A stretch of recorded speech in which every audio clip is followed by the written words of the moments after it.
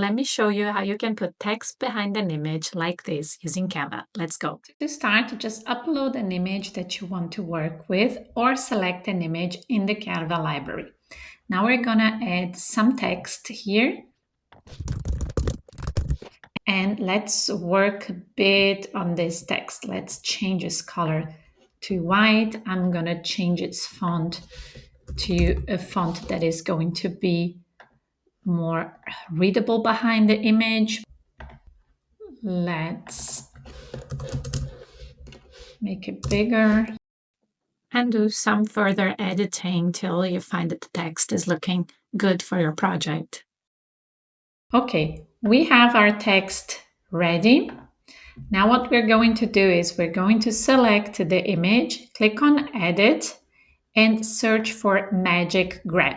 This is a pro feature, but at the end of this video, I'm also going to teach you how to do this for free, the same effect for free, okay? So don't worry if you don't have Canva Pro.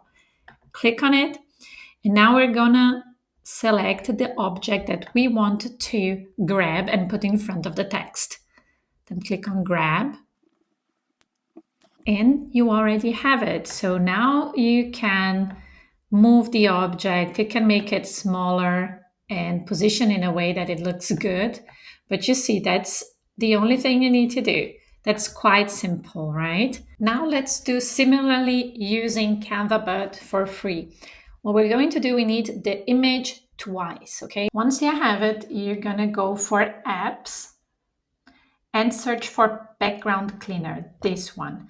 As you see, you can use actually up to 10 credits in one day. So you can remove the background of 10 images in one day for free within Canva. Now we have it. It says it hasn't successfully duplicate the image, but it did, or remove the background of the image. And now in this case, you just have to place the image you have in front of the image that is behind the text. So you kind of hide it. That's a way of doing this.